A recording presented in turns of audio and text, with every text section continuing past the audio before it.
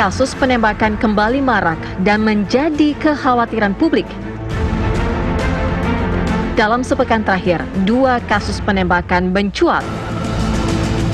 3 pelaku penembakan misterius yang kerap meneror warga Tangerang Selatan berhasil ditangkap Satreskrim Polresta Tangerang Selatan. Polisi menemukan senjata yang diduga digunakan pelaku menembak korbannya secara acak di mobil pelaku. 2 pelaku berusia 19 tahun dan 1 orang lagi berusia 27 tahun. Mereka melakukan penembakan dengan senapan angin di 7 lokasi berbeda dengan motif ingin menertibkan balapan liar. Kasus yang paling menggemparkan tentu saja pembunuhan terhadap seorang pengusaha pelayaran. Korban dibunuh dari jarak dekat di depan ruko yang menjadi kantornya di Kelapa Gading, Jakarta Utara. 6 peluru bersarang di muka dan tubuh korban. Polisi masih mencari pelaku dan menyebar sketsa terduga pelaku yang terdiri dari 2 orang. Mengapa pembunuhan menggunakan senjata api makin marak di tengah pandemi? Seperti apa sebenarnya regulasi penggunaan senjata api yang benar dan legal? Ikuti terus kabar siang di lokasi hari ini.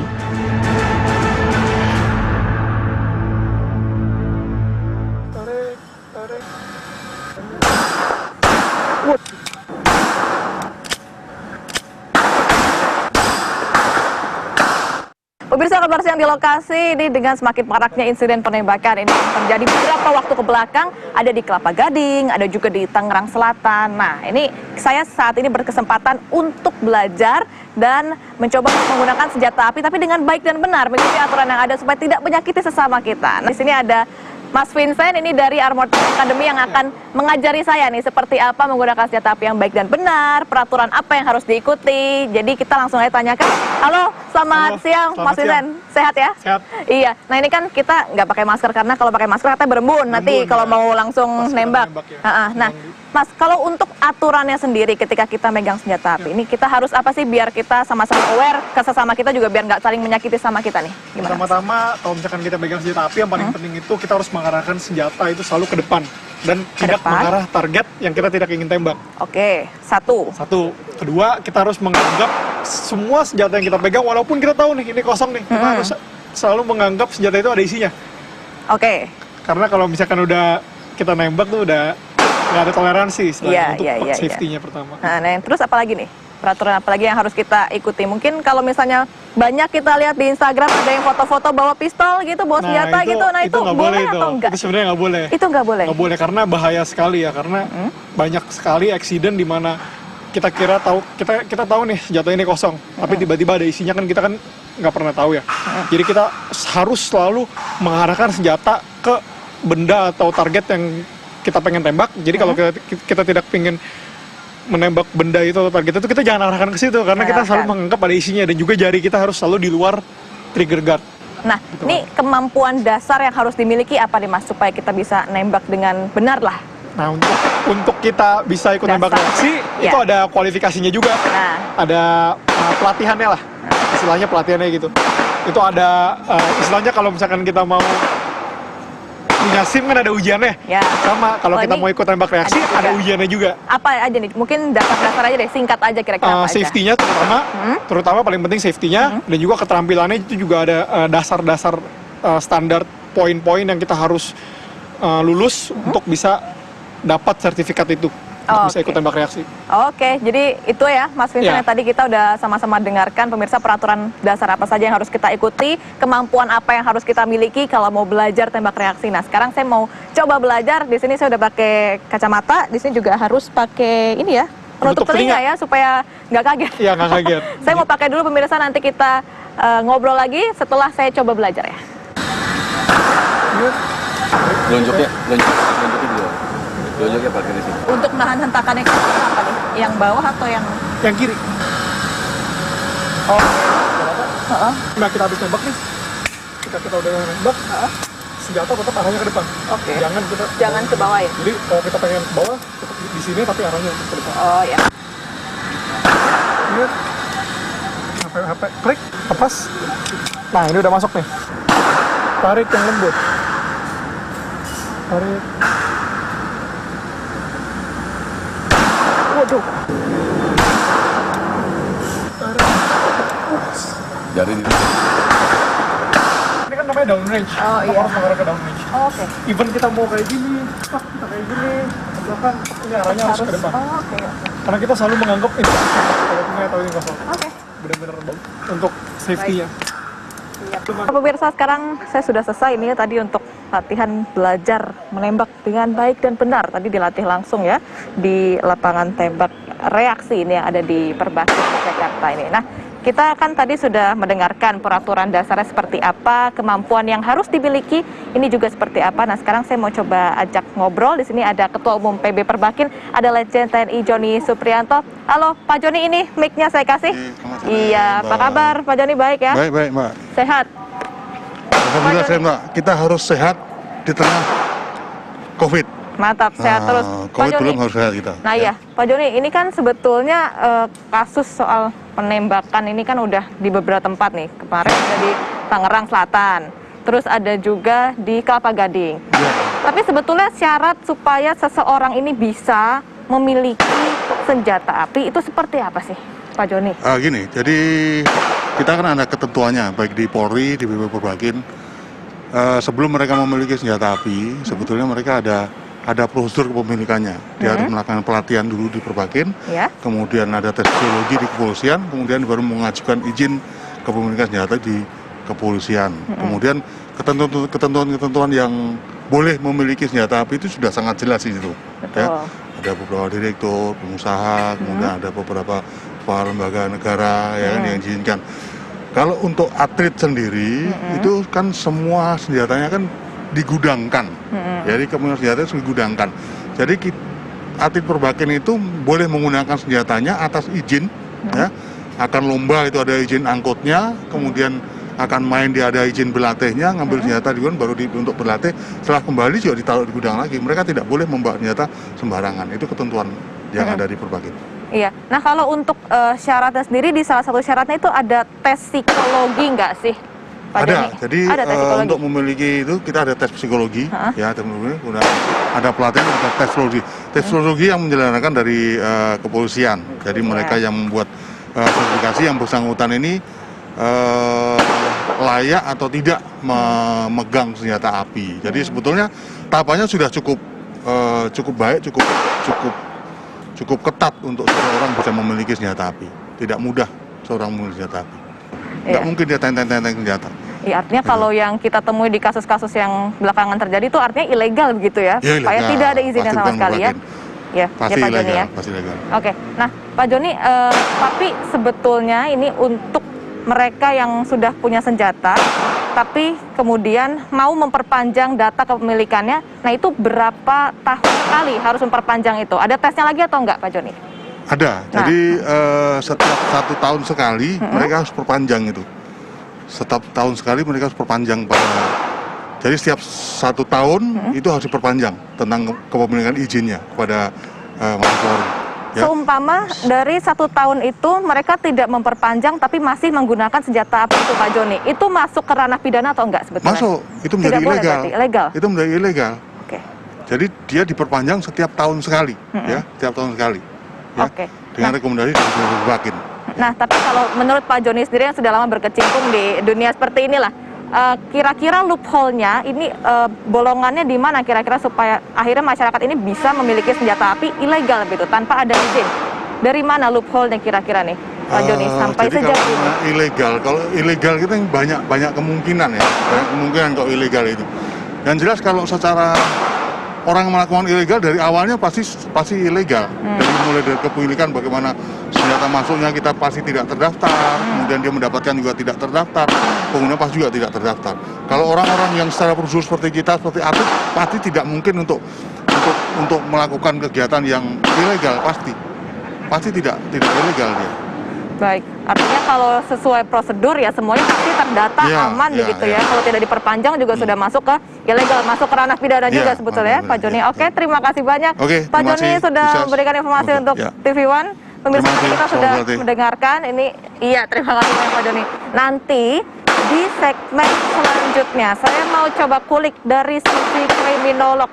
Seperti apa sebetulnya kasus yang terjadi akhir-akhir ini, penembakan yang terjadi di Kelapa Gading dan juga di Tangerang Selatan misalnya. Apa yang melatar belakangi mereka melakukan tindakan ini, kemungkinan-kemungkinan apa saja. Nah, nanti akan dijawab di segmen selanjutnya. Tetaplah bersama kami pemirsa di Kabar Siang di Lokasi.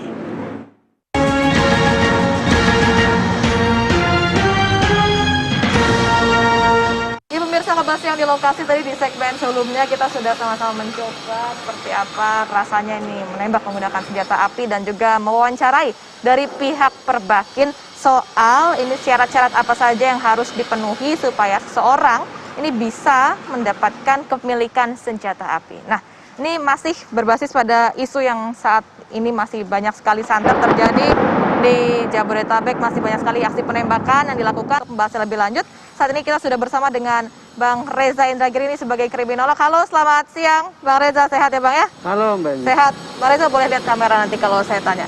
Bang Reza, ini kan sebetulnya kasus penembakan akhir-akhir ini kan banyak sekali terjadi nih Bang. Mulai dari Tangerang Selatan, Kelapa Gading.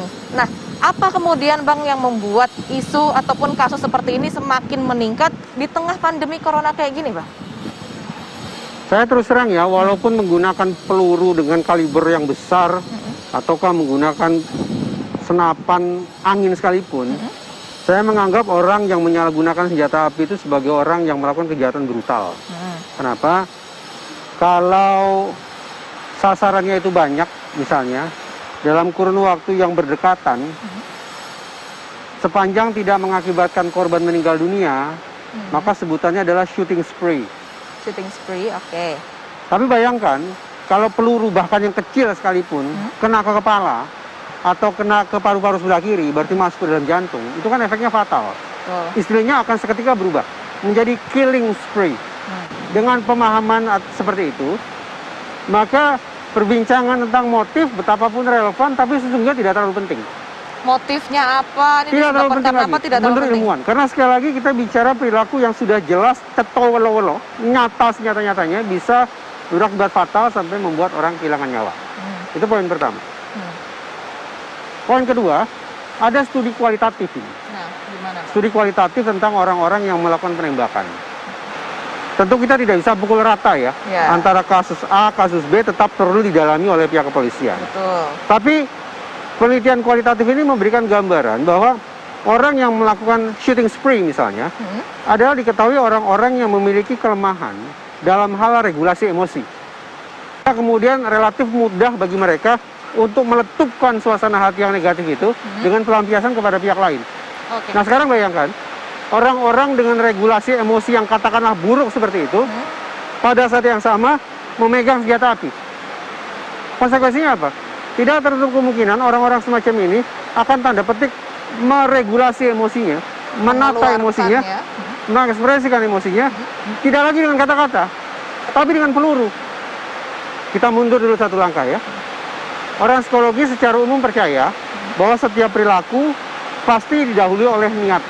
Ya, Ilmuwan yang mencetuskan teori efek senjata justru mengatakan bahwa siapapun yang punya senjata di tangan tanpa sungguh-sungguh didahului motif atau niat tertentu akan bisa sewaktu-waktu menggunakan senjata api itu. Oke, dari kasus yang udah yang akhir-akhir ini terjadi deh, yang dari Tangerang Selatan, kemudian yang dari Kelapa Gading. Nah, itu pengamatan Bang Reza sendiri, apakah memang itu karena kontrol emosi yang kurang, atau memang karena ada motifnya, karena misalnya ya motif keuangan, misalnya finansial, atau motif pribadi, atau karena apa nih? Sekali lagi kita sebetulnya tidak bisa pukul rata. Oke. Tapi saya yakin, yakinnya pelaku shooting spree di Tangerang maupun pelaku penembakan tunggal yang berlangsung di Kelapa Gading, dari sisi kecerdasan pasti sama dengan kita. Dari sisi kecerdasan ya, artinya mereka tahu ini ada Skor konsekuensi IQ-nya hukum. pasti sama dengan kita. Oke. Bahkan mungkin lebih tinggi karena mereka punya kalkulasi kan. Iya. Yang jelas tidak mungkin di bawah normal. Tidak mungkin di bawah normal. Jadi dengan kata lain dari sisi kecerdasan mereka normal, mereka biasa, orang biasa. Tinggal lagi pada satu persoalan, yaitu regulasi emosinya. Pembahasan tentang ini masuk akal. Misalnya dalam kasus Tangerang, betapapun mereka mengklaim bahwa apa yang mereka lakukan merupakan bentuk protes terhadap aksi balap liar, Tapi ya masa protes dengan cara menyakiti orang secara brutal seperti itu. Demikian pula dalam kasus Kelapa Gading, kok ya bisa ya ada orang yang kemudian secara nekat, gelap mata memutuskan menembak seseorang di tempat terbuka pada siang hari, Betul. dalam jarak yang nyaris point blank, dalam jarak yang sedemikian dekat, dengan peluru sekian banyak. Mbak Emi, ketika kita bicara kasus pembunuhan semacam di Kelapa Gading, terus terang saya khawatir ini merupakan kasus pembunuhan berencana, bahkan kasus pembunuhan bayaran. Ada 4 tipe pembunuh bayaran. Tapi dalam kasus Kelapa Gading, dugaan saya ini masuk dalam tipe 1 atau tipe 2. Tipe pertama, ada yang disebut sebagai novice. Oke, masih belum Pendatang baru nih. pro, ya. Pendatang baru nih. Argonya masih 0 km nih. Jam terbangnya masih 0. Masih 0. Dia baru barangkali karena memulai perjalanan. Iya, barangkali sebagai karena desakan ekonomi pembunuh ya. bayaran, iya. Mata pencarian yang wajar tertutup karena COVID-19. pandemi. Sementara kebutuhan sehari-hari terus mendesak. Alhasil gelap mata kan. Tadarotan akar pun jadi. Beralihlah orang ini berprofesi pemula sebagai seorang pembunuh berencana. Tipe kedua dari bahasa Prancis yaitu dilettante. Apa itu? Orang ini jam terbangnya sedikit lebih tinggi nih. Tapi setiap pembunuh bayaran pasti harus melakukan dehumanisasi terhadap korbannya. Sederhananya deh. Ditandai dengan apa tuh, Bang? Saya bisa membuat perasaan saya rata, perasaan saya tawar, perasaan saya berhadapan dengan orang ini bukan seperti berhadapan dengan manusia. Jadi tidak ada keterlibatan perasaan ketika saya menjalankan sebuah misi ini. Dilettante ini terjadi ketika orang ini betapapun sekali lagi jam terbangnya relatif sudah tinggi, tapi pada momen genting itu, pada momen kritis itu, ketika dia berhadapan dengan sasaran, tiba-tiba perasaannya justru aktif. Karena perasaan terlibat, berarti sesungguhnya orang ini gagal mendehumanisasi korbannya. 2 peluru yang meleset, boleh jadi adalah cermin kegagalan itu. Karena ada perlibatan emosi pada diri si eksekutor di lapangan. Kemungkinan apakah ini novice, ataukah ini dilettante, itulah yang harus didalami oleh pihak kepolisian. Ini mungkin sedikit masukan juga, bantuan lah dari Bang Reza ya, untuk pihak kepolisian bisa sedikit menelusuri. Nah, Bang, tadi kan saya juga sempat berbicara juga, ngobrol sama tim, sama orang perbakin di sini. Itu memang ada syarat dan cukup panjang sebetulnya syaratnya, mulai dari SKCK, tes psikologi, ini untuk mereka bisa memegang senjata api. Dari sisi persyaratan atau kelengkapan administrasi, saya pikir cukup. Cukup, Tapi yang harus kita pahami adalah ketika seseorang berhasil memenuhi syarat atau kelengkapan administrasi, di balik itu sesungguhnya kan harus ada assessment. Assessment berkala berarti? Harus ada pemeriksaan secara berkala. Kenapa berkala? Karena kondisi kejiwaan manusia, psikologi manusia juga bisa naik, juga bisa turun. Nah, itu normalnya berapa kali, skalanya itu berapa lama sekali itu loh, Bang? Stabilitas emosi seseorang, stabilitas psikologi seseorang tidak hanya ditentukan oleh dirinya sendiri, tapi ditentukan oleh lingkungannya. Kalau saya ingin katakan, ini paling tidak pada masa COVID ya, karena pada masa COVID aktivitas kita terhambat, terbatas, maka frekuensinya mungkin agak bisa dikurangi. Sebutlah misalnya 6 bulan sekali. Tapi kalau kita sudah aktif kembali, mobilitas sudah tinggi kembali, berarti kemungkinan provokasi akan lebih deras daripada masa saat ini. Maka kita punya alasan untuk mengatakan bahwa sebaiknya psikotes itu dilakukan secara lebih sering, secara lebih teratur. Artinya seperti itu. Harus ada assessment berkala. Saya catat. Makasih banyak Bang Reza sudah sedikit banyak memberikan informasi, tidak hanya mungkin tadi bantuan untuk pihak polisi, tapi juga masukan untuk Perbakin dan juga nanti instansi yang memang mengeluarkan izin itu ya Bang ya. Makasih banyak Bang Reza. Pemirsa, Kabar Siang di lokasi ini harus kita sudahi sampai di sini, tapi jangan kemana-mana karena di studio masih ada rekan saya yang akan mendampingi Anda pada siang hari ini. Terima kasih, tetaplah bersama kami di Kabar Siang.